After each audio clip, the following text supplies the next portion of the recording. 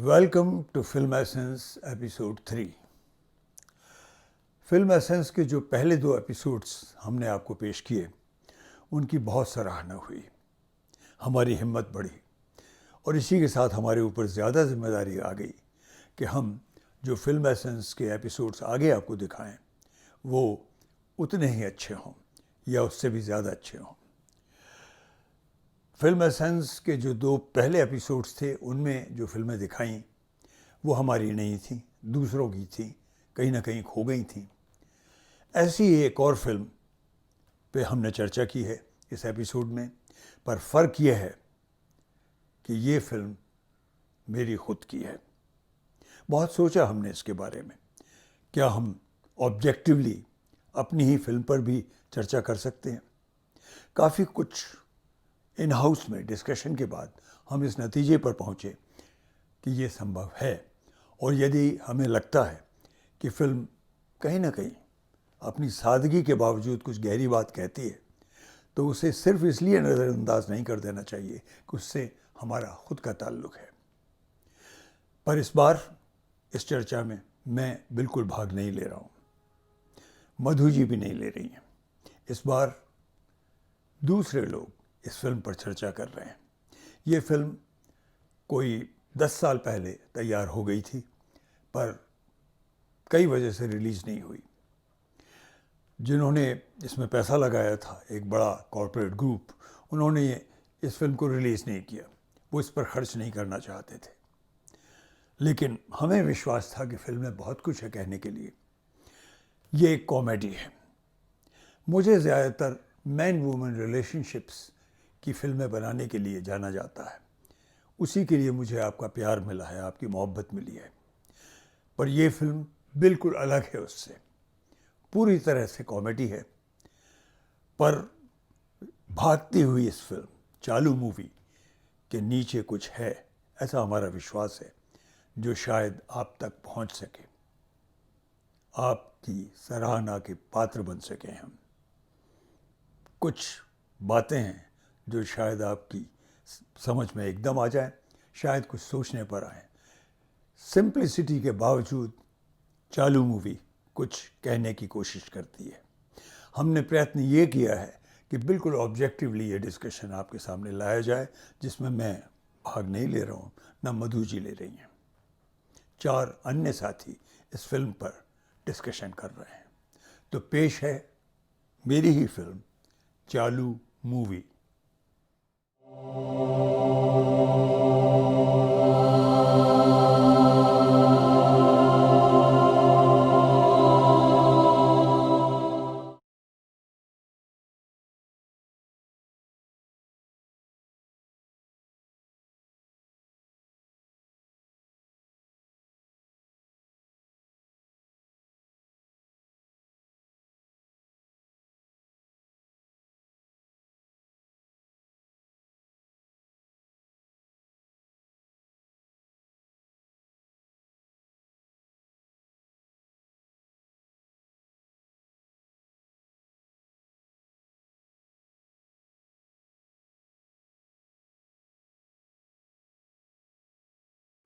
सबसे पहले तो मुझे तो फिल्म का टाइटल बहुत अच्छा लगा, चालू मूवी है।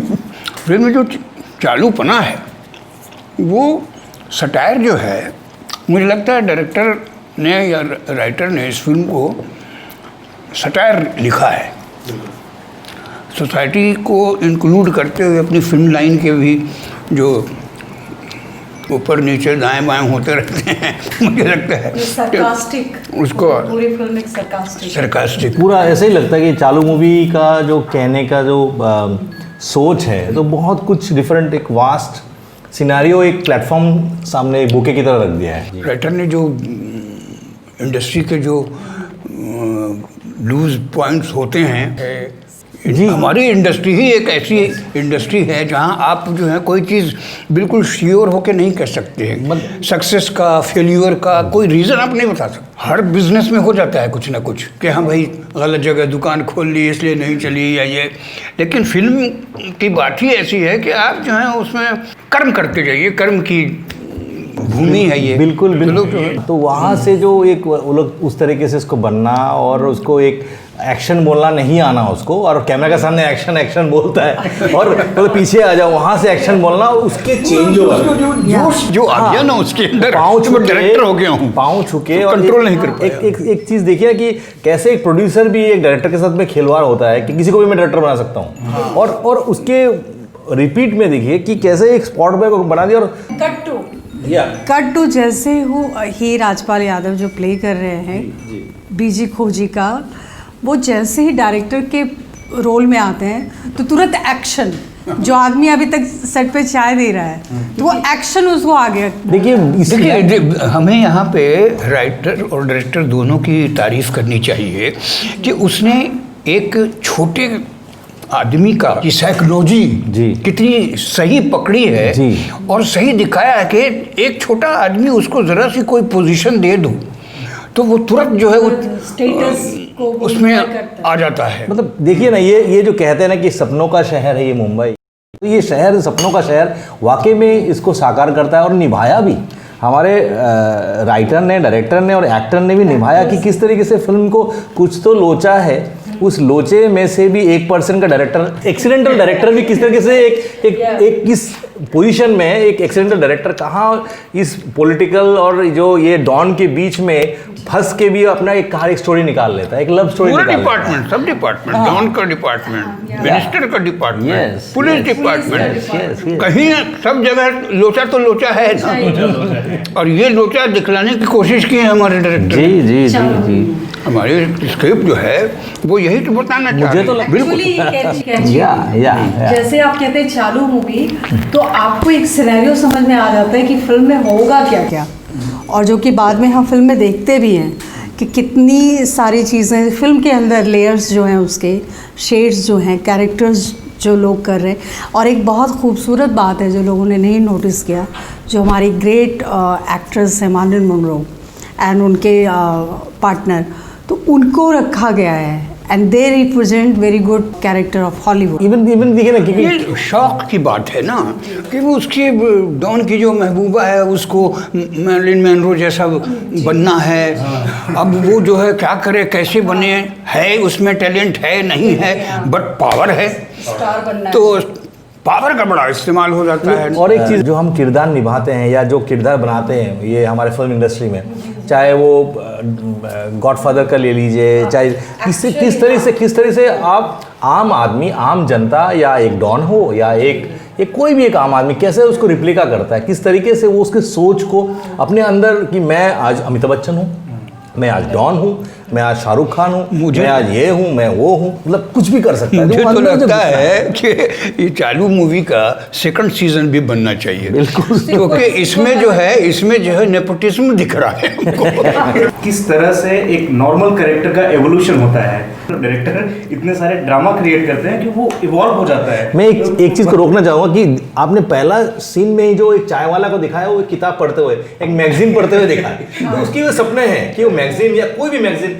चाहे वो फिल्म की मैगजीन पढ़े, उसके अंदर भी एक सपना है कुछ करने। मतलब नॉर्मल वे में बहुत गहरी बात कह जाती है, इवन बड़ी बात कह रही है, लेकिन नॉर्मल आप तरीके लोगों ने से। शायद नोटिस नहीं किया, जो कब्रिस्तान का सीन है अल्टीमेट सटायर है, क्योंकि वहाँ जाके कह रहे हैं, जैसे कबीर ने कहा कि मरने के बाद सब बराबर हो जाता है, तो वहाँ पे लाशें जो है, उनकी आत्माएं हैं, वो निकल के आ रही हैं और कह रही हैं कि सिली के नीचे सब बराबर। And it's a beautiful scene. And उसके बाद और उसमें सटायर है कि कब्र के नीचे अंडरग्राउंड है जिसमें लोग छुपते हैं, तो किससे छुपते हैं। और बहुत बढ़िया बात है कि हाँ, लोग पुलिस से छुपते हैं, डॉन से छुपते हैं और बीवियों से भी छुपते हैं और आप वहाँ सुरक्षित रह सकते। तो ये सब जो सटायर है, ये सब जो बारीक कहने से सूक्ष्म चीज़ें, ये सिनेमा की उस इम्पोर्टेंस को दर्शा रहा है कि जो चीज़ें आज के सिनेमा में कहीं ना कहीं मिसिंग है। डायरेक्टर की जो ये सोच है ना कब्रिस्तान, ये बहुत पुरजोर बहुत तमाचा है सोसाइटी की, ये सोच की जो इस सोच को जो है किस जगह ले जा रहा है कि कब्र से भी पैसे कमाओ, चालू मूवी बना के कमाओ। और ये भी सिंबल है कि जो आत्माएं आ रही हैं, देखिए उसमें लिंकन आ रहे हैं, हिटलर आ रहे हैं, गांधी आ रहे हैं, मीरा आ रही है। तो ये सारे सिंबल हैं, ये सारे हम अलग अलग कंट्री के एक ऐसे लोग हैं जिन्होंने अपने समाज को, एक काल को, एक पर्टिकुलर एक उसको रिप्रेजेंट किया है। जी, तो जी। उस तरह से वो आते हैं। सिचुएशन को डायरेक्टर साहब ने और स्टोरी टेलर ने बहुत अर्बन जो हमारे अंदर जो ये सोसाइटी है और किस किस तरीके से मतलब ये लेयर्स में लोग रहना, उनके अंदर जो उनकी परेशानियों को दर्शाती है कि आने वाले सोच में आने वाला 10 साल 20 साल में क्या क्या होने वाला है, कि इंसान घरों में नहीं कब्रों में भी, कमर से नीचे भी, मुझे लगता है पाताल में भी जाके वहाँ रहेंगे। और समाज में सुरक्षित नहीं है उतने, नहीं। जितने वो कब्र में हैं। जी। तो वहाँ जा के लोग, एक तो मरने के बाद लोग रह ही रहे हैं, जीते जी भी जाके और वहाँ भी लोग, मुझे लगता है कि यहाँ ऐसे सोच दिया है कि हम सोच सकते हैं कि सिर्फ आप पाताल में नहीं, आप मार्स, जुपिटर, वहाँ भी लोग, हमारे डॉन और हमारे पुलिस पहुँच जाएंगे, वहाँ भी हिस्सा करेंगे। वो जो कब्रिस्तान का जो सीन है, तुमने ठीक कहा, उसकी सोच डायरेक्टर की बहुत सटीक है। वो ये बताना चाह रहा है कि ये जो जिंदा रहते हुए लोग जो हैं, हिंदू, मुसलमान, सिख, ईसाई, ये सब जो करते रहते हैं धर्म के लिए, जो अधर्मी बन रहे हैं धर्म के लिए लोग, ये हकीकत बता के हमारे बुजुर्ग जो हैं, हमारे संत लोग थक गए कि सब एक हैं, ईश्वर ने सबको एक बनाया है, सबकी सांसें एक हैं, सबके का खून एक है। इस चीज़ को, इस थॉट को क्लियर करने के लिए ये सीन जो डायरेक्टर ने कंसीव किया है, मुझे लगता है मैं बिल्कुल सहमत हूँ। और उस पंक्ति पे गौर करना चाहिए, जब वो कब्रिस्तान जाने से डर रहे हैं दोनों, फौजी और उसका दोस्त, तो कहते हैं यार जिंदा लोगों से डरना चाहिए, मुर्दों से क्या डरना। बहुत बड़ी बात है, बहुत बड़ी बात है। हमने एक किसने लिखा है ना कि हमने कभी गीता कुरान को लड़ते नहीं देखा और जो लड़ते हैं उनको पढ़ते नहीं देखा। तो यही चीज़ है इसमें, यहाँ पे दर्शाती है कि इस तरीके से भी चीज़ें हो सकती है। बहुत फिलोसफिकल गाना है, बहुत ही मतलब डेथ के बाद की जो एक जर्नी है, एक जो सब बराबर हो जाते हैं, ना हिंदू है, ना मुसलमान है, ना राजा है, ना रंग है, कुछ नहीं। लेकिन दूसरा गाना जो आता है, सब मांगता है, जो कि रॉन्ग हो। आइटम सॉन्ग का कॉन्सेप्ट, जैसे प्रोड्यूसर और राइटर बैठते हैं टेबल पे तो कहते हैं यार बिकेगा कैसे, आइटम सॉन्ग लाओ। नहीं, इसमें जो एक लड़की जो भाग के आई है भोपाल में अपने प्रेमी को ढूंढते हुए, तो उसको ये बचा रहा है प्रोड्यूसर, इंसानियत के नाते, एक अच्छे दोस्त होने के नाते, हमदर्द होने के नाते, उसको उससे लगाव हो गया। एक जो है ना रिलीफ पॉइंट है वो लड़की, मेन हीरोइन जो है सयाली भगत जिन्होंने किया है, तो और शेखर सुमन जी जो इंस्पेक्टर हैं। और मैं शेखर जी की तारीफ करना चाहूँगी, उन्होंने हैदराबादी जो इंस्पेक्टर टोन पकड़ा है, और पता नहीं आप लोगों ने उनके बॉडी लैंग्वेज देखी, जिस तरह से वो आँखों को, दैट इज़ रियली डिफिकल्ट। और उन्होंने थ्रू आउट जो एक जेस्चर, एक बॉडी लैंग्वेज, एक जो लैंग्वेज पे जो कमांड है, वो पूरा जो होल्ड किया है, वो उसकी वजह से उसमें फिल्म में एक जान भी आती है, कॉमेडी भी आती है, लाफ्टर भी आता है। एक्टरों की कोई लैंग्वेज या कोई बैरियर्स नहीं होते। मैं जिस तरह के देखिए कि राकेश जी का बीइंग ए पंजाब से और वो साउथ इंडियन टोन एक्सेंट बोलना, शेखर जी फ्रॉम बिहार, उनका हैदराबादी बोलना, तो ये जो इसके बाद फिर ये मिस्टर जो झोल थे, वो he is not a Bengali, being I am Bengali, मैं समझता कनेक्ट कर सकता हूँ, ब्रिजेश।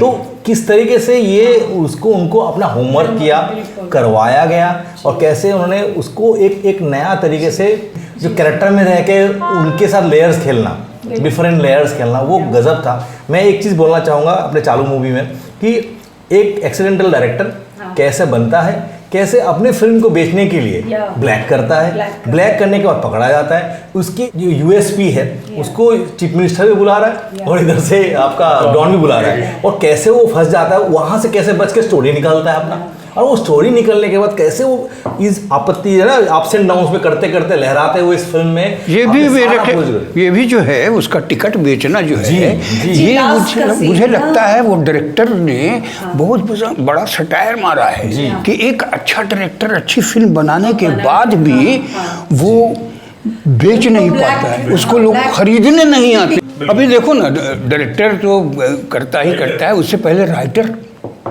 राइटर की कितनी मेहनत होती है। अभी राइटर कंसीव करता है, सोचता है। अभी इसमें एक नई चीज़ हमने देखी, वो ड्रीम सीक्वेंस। जी एक्चुअली मैं उस मतलब point पे- कैरेक्टर के हिसाब से राइटर ने क्या कंसीव किया है कि एक ड्रीम में वो दूसरा कैरेक्टर जो है वो उसमें चला जाता है, और चूंकि तीसरा कैरेक्टर जो है वो उसका रखवाला बना हुआ है तो वो भी उसके ड्रीम में चला जाता है। एकमात्र रोमांटिक सॉन्ग है हाँ। जिसमें सबकी फैंटेसी है, हाँ। ड्रीम है, एंड दैट्स ब्यूटीफुली एक्सप्लोर। हाँ। सपने जो उसमें सपने के बिल्कुल। भीतर जो एक तो सबके भीतर का रोमांस है, और रोमांस में जो फैंटेसी ढूंढ रहे हैं, तलाश रहे हैं, दैट इज ब्यूटीफुली एक्सप्लोर। तो आपने सही कहा कि सपनों में लड़की अपने बॉयफ्रेंड के साथ में उसका गाना गाना, और उस गाने के बीच में हमारे राजपाल जी का भी सपने में आना और उसके साथ सिंग करना, उसको हटाते हुए खुद को गाना। और तीसरा एलिमेंट जो दिखाया है, जो पुलिस वाला शेखर जी भी अपना ड्यूटी कर रहे हैं कि भाई इससे हटा के किया। और सबसे बड़ी बात यह है कि आखिरी में देखिए कि जब प्रेस कॉन्फ्रेंस वाला होता है, वहाँ पे भी इशारा में डायरेक्टर ने कोई डायलॉग्स नहीं दिए, इशारा में कहा कि उस लड़की ने उससे मिलवाया, उस जो उसका बॉयफ्रेंड आदित्य से इशारा में मिलाया, और वो पुलिस वाला ही था जिसने अपनी ड्यूटी किया। तो ये जो कनेक्टिविटी है स्टार्टिंग से लेके एंड तक, एक जो ग्रेट लेयर जो है लव का, जी कि जो डायरेक्टर है, जिस हीरोइन से उसको प्यार हो गया, जब पूछा जाता है कि आपने प्रेस कॉन्फ्रेंस उससे क्वेश्चन करे कि आपने हीरोइन का नाम नहीं बताया अभी तक, प्रोड्यूसर का नहीं, तो दोनों का सेहरा जो है उस लड़की के सर देता है, क्योंकि उसको उससे मोहब्बत हो गई। तो ही वांट्स कि उसकी जो प्रेमिका है ना पूरी तरह से लाइमलाइट में आ जाए। दैट इज एक ब्यूटीफुल रोमांस, एक अंडरकरेंट, एक ग्रेट लव, सफरिंग, एक दूसरे एक के लिए अपने एक आइडेंटिटी को छुपा करके सारा दारोमदार उसको, यानी जो भी उसने हासिल किया है, तो एक सजा धजा के उसको दे। इसमें एक चीज ऐड करना चाहूंगा कि प्यार और त्याग दोनों चीज दिखाए गए। एक प्यार लड़की से, ग्रेट लव, प्यार जो एक लड़की से, और त्याग उसने अपने आप को अपने प्यार करते हुए उसके लिए तुमने तो इमोशनल बना दिया। बहुत एक सिचुएशन को देखते हुए एक क्लाइमैक्स में आपने चीजें करते ब्यूटीफुल रिलेशनशिप तो शेर खान और खोजी की भी है। अरे वो तो बिल्कुल टॉम एंड जेरी वाला रिलेशनशिप है। कि वो जो है शेर खान जो है वो उसको खोजी को लाइक भी करता है एज ए ह्यूमन बीइंग, उसकी कदर भी करता है, उसकी रिस्पेक्ट भी करता है, लेकिन चूंकि उसकी ड्यूटी अपनी भी है तो वो अपनी ड्यूटी भी निभा रहा है, लेकिन लास्ट में वो प्रूव करता है कि मैं तेरी रिस्पेक्ट करता हूँ, तेरी वैल्यू है मेरी नज़र में। वो ऑटोग्राफ ले करके वो ये बताना चाहता है, लेकिन चूंकि वो इंस्पेक्टर है और अपनी एक उसकी ये है, इसलिए कहता है हैंड राइटिंग का कुछ लोचा वो डालता है उसमें। यही बात है कि आपको लाइफ में अगर एक बंदा भी अप्रिशिएट करता है ना, तो योर लाइफ इज कंप्लीट। बिल्कुल। तो वो जो शेर खान ने जो एक डायरेक्टर के नाते राजपाल यादव जी को, जो जिन्होंने खोजी की भूमिका, एंड ये भी कमाल की बात है, राजपाल यादव को आप हीरो, इस फिल्म में हीरो कौन है तो राजपाल यादव है। ये डायरेक्टर के लिए बहुत बड़ा रिस्क रहा होगा। बिल्कुल।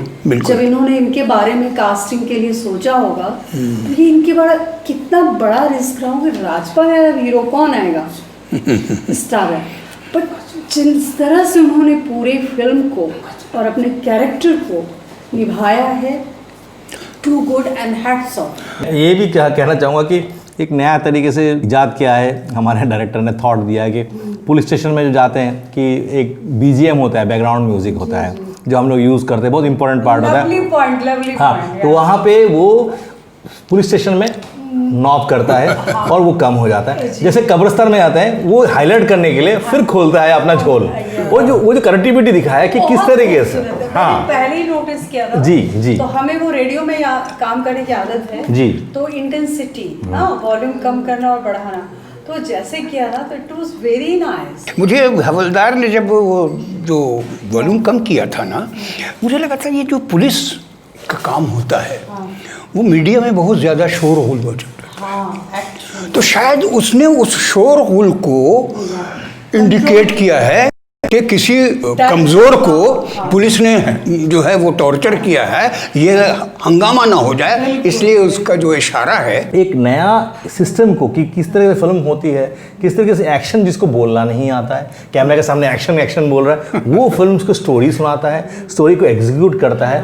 और मुझे इससे ये पता चलता है कि एक स्पॉट बॉय, हमारी इंडस्ट्री में बहुत सारे लोग हैं जो स्पॉट्स बॉय से डायरेक्टर बने हैं और बड़े नाम के। जैसे कि आप ताज, आपने फिल्म देखा मुगले आजम, मुगले आजम का एक चाय वाला, जैसे ही हमारा राजपाल यादव की बात करो, जैसे चाय वाला, उसने के आसिफ साहब का कि एक चाय वाला ने उनको बताया था कि छुप ना सकेगा सारा जहां, तो वो जो नज़ारा जो था, एक चाय वाला, मैं यहाँ से जाता हूँ ना साहब तो चारों तरफ मेरा फोटो दिखता है, एक चाय वाला ने के आसिफ साहब को कहा था और वो क्रेडिट देते हैं जब भी उन्होंने कहा है। ये अब ट्रिविया में है हमारे फिल्म इंडस्ट्री में।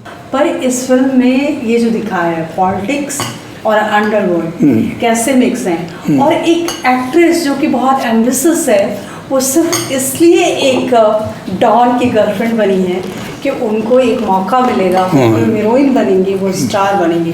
सो दी ऑल जो एवरीथिंग जो कहते हैं ना, स्मॉल स्मॉल। डायरेक्टर ने तो हमारे ये भी नहीं छोड़ा, we are just good friend.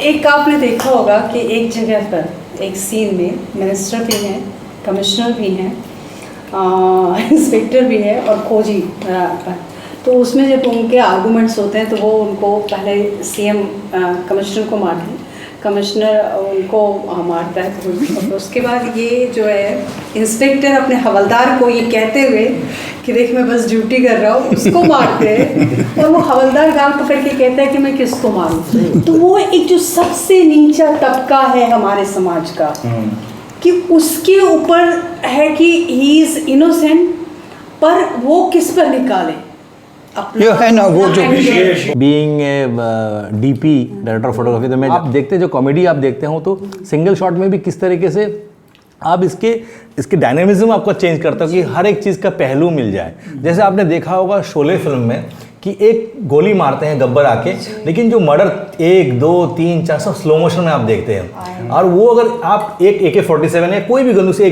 आप स्टैंड गन से मार दीजिए सब मर जाएंगे। लेकिन किस तरीके से जो ट्रीटमेंट है 1 by 1 झूला झूलने का आवाज़ के साथ में, वैसे ही यहाँ भी डायरेक्टर ने क्या किया कि एक थप्पड़ उन्होंने मारा, तीसरा जाने का तो तेरा गलती नहीं है, और वो मारने का कैमरा उसने बॉडी डायरेक्टर ने चेंज करके फ्रंट में लेके आया और उसके बाद उन्होंने शूट किया। यही चीज़ें आपको बताऊं, जब 3 लोग बात कर रहे हैं, हम लोग 4 लोग बात कर रहे हैं कि आप डायरेक्टर कैसे बने, ये आपकी पहली फिल्म है कि नहीं राजपाल यादव जी, ये तो मेरी ये फिल्म में 99% मैंने कर दिया था, तो कहानी कुछ जो ऐसा बोलता है और उसको जो वाइब यूज़ किया है इतना ब्यूटीफुली कि वॉइस ओवर यहाँ है, मैं असल वीडियो आपको दिखाता हूँ। तो ये जो ट्रीटमेंट है ये कमाल का है। डायरेक्टर ने भरपूर रिस्पेक्ट दी है ऑडियंस को, क्योंकि ऑडियंस जो है वही हमको कामयाब और फ्लॉप करती है। सिनेमा बात तो इसीलिए इम्पोर्टेंस जो है वो ऑडियंस की डायरेक्टर ने समझी है और डायरेक्टर ने एक्सेप्ट किया है कि यू आर द वन जो मुझे कामयाब कर सकते हैं या मुझे नाकाम कर सकते हैं। बिल्कुल सही। इसीलिए वो हर कैरेक्टर से जहाँ कोई इम्पोर्टेंट बात होती है, कोई प्रेग्नेंट बात होती है, उस कैरेक्टर को कैमरे से बात करवाई है। फिल्म जो है वो बहुत सेंसिबल फिल्म है और हर जगह हंसाती है, ऐसा नहीं है। इमोशन सही जगह पे सही मकदार में बिल्कुल टाइमिंग के साथ है और कहीं पे ऐसा नहीं लगता है कि वक्त वेस्ट किया जा रहा है। राइटर को जो उसमें लगे कि ऊपर वाला जब राइटिंग लिख रहा है तो हम और आप कौन होते हैं, और अगर ऑडियंस को पसंद आता है तो हम और आप क्रिटिक्स करने वाले कौन होते हैं। और दूसरी बात ये है कि न्यूज़ का, जैसे आजकल हम लोग देखते हैं कि न्यूज़ का जो हमारे ऊपर है ना, एक मतलब एक क्या कहते हैं इसको, ऑरा है, भूकंप आ रखा है, ज्वालामुखी चल रहा है। उस यहाँ पे डायरेक्टर ने शुरू से कुछ नहीं लगा, लास्ट में मीडिया को सामने लाया और मीडिया ने सही और गलत को एक सामने प्रस्तुत किया है। और यहाँ पे ऐसा नहीं कि इंटरफेरेंस, आप आमूमन अभी जितनी फिल्में देखिए जिसमें आप मीडिया को शुरू से देखते हैं और एंड तक क्या हो रहा है, बीच में ये हो रहा है, अगर वो बीजी खोजे नहीं मिल रहा है, ये सब कुछ नहीं दिया। जो आज पे परिचय अगर आप कोई नया डायरेक्टर बनाता तो इसमें मीडिया को 50 बार घुसा देता। India wants to know India wants to know. Sir media के साथ साथ इन्होंने गॉड को भी बड़ी अच्छी बात बहुत। की। एक जगह सरकास्टिक वे में कहते हैं कि लगता है गॉड भी पॉलिटेड हो गया है, इसका पीओसी कराना होगा। बिल्कुल बिल्कुल। नाम सुन के लगता है कि कॉमेडी फिल्म है, लेकिन ये एक बहुत गंभीर फिल्म है, गंभीर फिल्म है। जो मजाक के साथ ही सरकास्टिज्म के साथ साथ बहुत गहरी बात कह रहा है। कास्ट पे बात करें, क्लास पे बात करें, स्टेटस पे बात करें, सोसाइटी पर बात करें, कुल मिला के हर एक पॉइंट पे उंगली रख रहे हैं ताकि ऑडियंस अवेयर हो सके। डायरेक्टर साहब की एक चीज़ जो मुझे और पसंद आई वो ये है कि उन्होंने पुराने डायरेक्टर्स जी को, पुरानी फिल्मों के कुछ अच्छे सीन्स को उन्होंने अप्रिशिएट किया है, उसको सलाम किया कि एक कोई अच्छी चीज़ जो है उसको। जैसे बंगाल के बहुत बड़े डायरेक्टर हैं मानिक दा में सत्यजीत राय साहब को बोलते हैं। तो वो सत्यजीत राय को उन्होंने ट्रिब्यूट दिया कि एक आप सोचिए कि अगर आप कोई भी पोस्ट या ओहदे में रहते हैं, अगर उसको संभालेंगे तभी जब आप उसमें उस पर आगे आप काम करते हैं। उसने जाहिर सी बात है स्पॉट बॉय है, सत्यजीत राय को कैसे आप मानिकदा बोल सकते हैं? जाहिर सी बात उसने पढ़ाई की होगी, उसने उसके लिए कोई तैयारी की होगी, तभी उसने उस फिल्म को भी बना पाया। कि ये देखिए कि एक स्पॉट बॉय जो चाय देने वाला आदमी, वो एक डॉन से भी बात करता है और एक चीफ मिनिस्टर से ही बात करता है। दोनों को अपने हिसाब से उसने समझाया, समझाने के बाद इस फिल्म को एक जगह पे लेके आया। दोनों को अलग अलग किस्म की, शाइनी आहूजा की बात करते हैं। शाइनी आहूजा देखिए बोलते हैं कि आप हीरो कुछ भी कर सकते हैं, कुछ भी कर सकते हैं। ये जो कुछ भी कर सकता है। मुझे लगता है सिनेमा देखने वाले को और अच्छी जो फिल्में जो लोग अप्रिशिएट करते हैं और जो सीखना भी चाहते हैं, कहते हैं ना कि आपको एक अच्छी सिनेमा, अगर अच्छी फिल्म की तमीज़ है तो आपको पता है कि क्या करना चाहिए, क्या नहीं करना, क्या दिखाना है, क्या नहीं दिखाना। इस फिल्म में ये देखने को, जानने को, सीखने को मिलता है। देखो भाई, फिल्म का नाम, ऑडियंस जब जाएगी, मैं अपनी बात कंप्लीट कर लूँ, ऑडियंस अगर ये फिल्म देखेगी तो वो ये ज़रूर कहेगी पैसा वसूल फिल्म है। देखो मैं तो कह रहा हूँ कि फिल्म का नाम भले चालू मूवीज़ है, लेकिन ये फिल्म चालू मूवी तो बिल्कुल नहीं है। बहुत सेंसिबल है और बहुत ही दिल को छूने वाली है, दिमाग को झंझोड़ने वाली है। और मुझे लगता है कि इस फिल्म को सबको देखना चाहिए और ईमानदारी से देखना चाहिए, और ईमानदारी से राइटर को और डायरेक्टर को सलाम करना चाहिए। बिल्कुल।